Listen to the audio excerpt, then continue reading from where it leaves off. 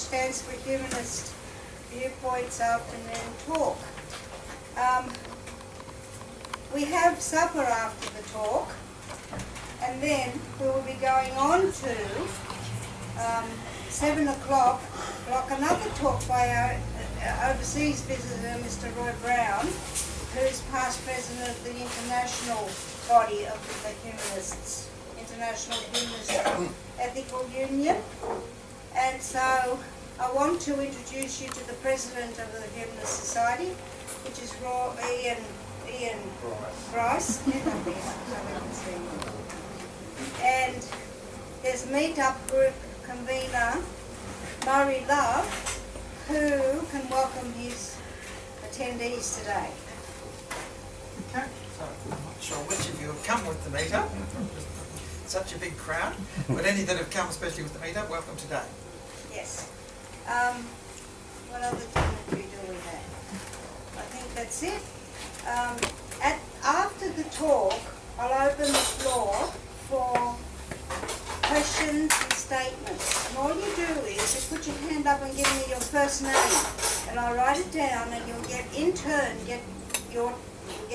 to say what you want to do. So please keep that in mind. Now I'd like to introduce you to the panel. I've noticed that one of our members has just walked down past Valerie. I'll let you know about them. I'll introduce Valerie last, but she may have gone across the road to get coffee. I saw her walk past this window. She's from the United Nations Association. And here we have, you're going last, aren't you? So here we have Vivienne Porzsolts, who's going to be on the panel. Put your hands together for Vivienne.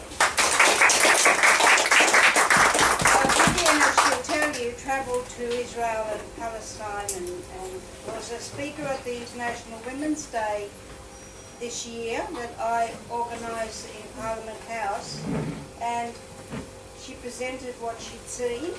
And that's why we have this event today, because people wanted more. And so I've invited Professor Emeritus Clive Kessler from University of New South Wales, who's very well informed on the subject. So put your hands together for And we are now, don't know where Valerie's disappeared, but anyway, when she walks in, I'll introduce her to you. So we've got, Valerie's supposed to be first. She'll have to go first. She'll be last. And you'll be last. So you go ahead, you go first. Okay. Is it all right to sit down, or would you prefer me to stand? Stand up. Stand up, okay. Please, because we're taking it. Okay, of course, yes, okay. Well, greetings, my friends. I'd first like to acknowledge that we stand on the land of the Gadigal people of the Eora Nation, and I pay my respects to the elders past and present. I must clarify that I'm not speaking here today on behalf of Palestine or Palestinians. I speak as a secular Jew in the name of the universal humanist values of justice, equality, democracy and freedom, which I embrace from that identity. I'm delighted to be here sharing contrasting views on the fraught issue of Israel-Palestine, and thank you to AFI and the Humanist Society for organising this event. I hope we will approach our different perspectives in a spirit of shared exploration rather than a punch and judy show style debate. Certainly that's my intention. It is far more interesting and enlightening to identify the nature of our differences and the implications of those differences than to engage in a foolhardy effort to settle who is right and who is wrong. The realities on the ground exist regardless of our views. Different perspectives don't change those realities, only our approach to them. So, as I've said before, I am a secular Jew. This means I do not adhere to the Jewish or any religion. I identify historically and culturally as a Jew. You may well ask, why do I, as a Jew, stand in solidarity with Palestinians when the majority of my fellow Jews do not? My secular Jewish heritage gives me a strong humanist framework where my values are rooted. This means a sense of equality and value of all human beings. sense that every human being has great potential if she is given a chance, and a sense that there is much more that unites us as human beings than divides us. So from these basic values, where do I stand in relation to Palestine and Israel? Let me say at the outset that I believe we Jews are as entitled as any other people to affirm our identity and claim self-determination. In principle, we are as entitled as any other people to a land of our own. Further, the Jewish people have unquestionable historical, cultural, and spiritual roots in the land of Palestine, including a continuing presence of the Jewish people. However, it has become for me increasingly questionable whether these rights extend to the right to dispossess another people and claim title to territory over which we have no sovereignty for over 2,000 years. Jews formed only 8% of the population in Palestine in 1890, before the establishment of the Zionist movement. While significantly increased by the activities of the Zionists, Jews were still only a 32% minority, just under a third, in 1947, before the foundation of the State of Israel in May 48. We are witnessing the unwinding of the colonialist carve-up of the region, which was formalized in the Sykes-Picot Pact between the British and the French during the First World War. In this carve-up, Britain was awarded a mandate by the new League of Nations to rule Palestine. At the same time, there were many movements for national liberation from the old empires. The Zionist movement arose in this context. It's an ambiguous movement, at once a national liberation movement of the Jewish people and a colonialist enterprise. Its peculiarity is that its aspiration was to take a land occupied by another people. All other national movements sought independence on land they already inhabited under the yoke of one or other of the empires. The Zionist movement proclaimed that the only solution to the persecution of Jews in Christian Europe was the re-establishment of a homeland in Palestine. They dubbed anti-Semitism the eternal hatred. Get rid of the diaspora before the diaspora gets rid of you is a Zionist catch cry. Zionist ideology shares some ugly similarities with anti-Semitic propaganda, which is supposed to combat. For example, Jews have been said to be alien to Europe and don't belong there, and Jews are degenerate and physically inferior. This is within Zionist discourse. And they agree with this, and a part of the Zionist project was to revitalize the degenerate Jew of the diaspora with manual labor tilling the soil. Anti-Semites accuse Jews of being ruthless cosmopolitans. I take pride in that label. Zionism agrees and says Jews could be redeemed from their degenerate diaspora state by returning to their roots in the Promised Land. Zionism, originally a secular nationalist movement, promoted a homeland for Jews mostly as a safe haven from anti-Semitism, dubbed the eternal hatred. Yet currently, Israel is hardly a safe place for Jews. Like other European colonialists, the Zionists gave no thought or consideration to the peoples in the lands they conquered. It was in the context of the colonial carve-up in the Sykes-Picot Pact, rubber-stamped by the mandate, that Britain adopted the Zionist movement in the famous Balfour Letter. As with other colonialist projects, the State of Israel was established by murder, ethnic cleansing, dispossession, and destruction.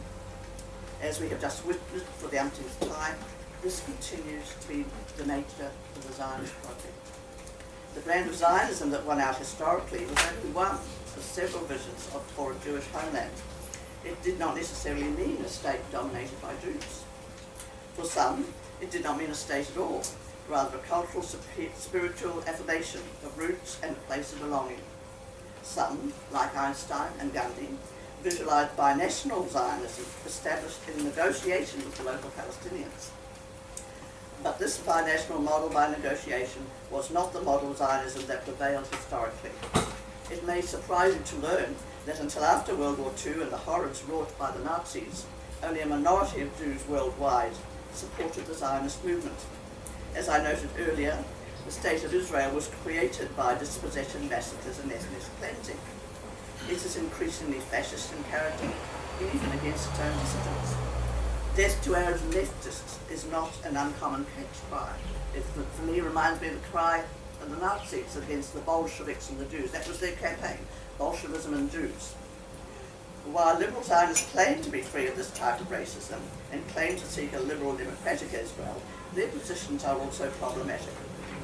For example, Israeli writer Avi Shavit in his book, My Promised Land, and some of you may have seen him or heard him speak at the Sydney Writers' Festival, described in vivid detail massacres committed by the Jewish forces in 1948, especially the massacre in Lydda.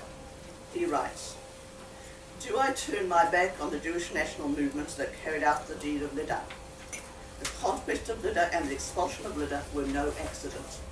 They were an inevitable phase of the Zionist revolution that laid the foundation for the Zionist state. I see that the choice is stark.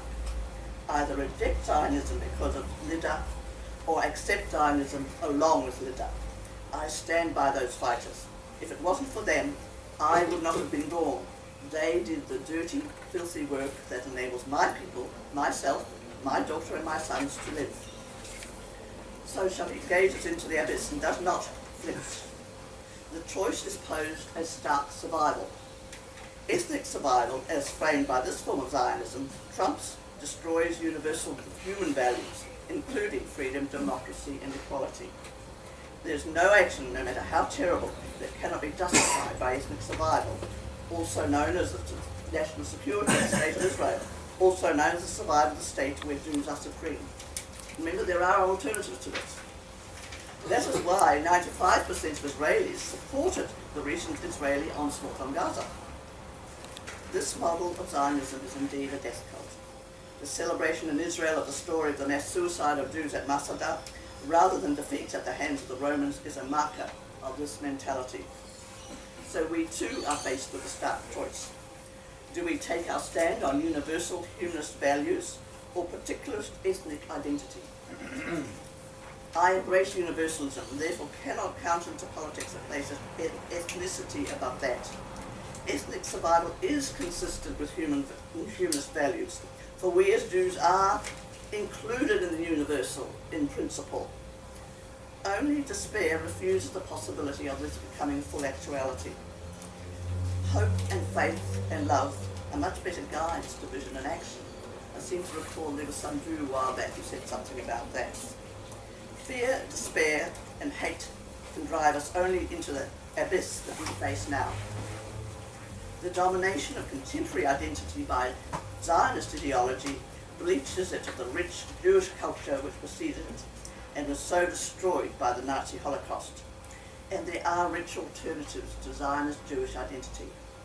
The Jewish Bund, the Socialist Jewish Workers' Party, based in Eastern Europe and destroyed by the Nazis, rejected Zionism but promoted Yiddish culture and Jewish autonomy. In fact, when I think about it, it is absurd to hark back 2,000 years to a desert tribal people as a basis of identity. It is absurd to reject the rich, if often harsh years of diaspora Jewish history and culture. It is that history and that experience that has moulded us as the rich variety of Jews we are today. It is the real source of our identity, and the authentic one. Preoccupation with Israel is inauthentic in my view, and not based on our actual lived experience. The Zionist movement has shamefully misused the traumatic experience of the Holocaust to whip up support among Jews for its nationalistic, increasingly oppressive project.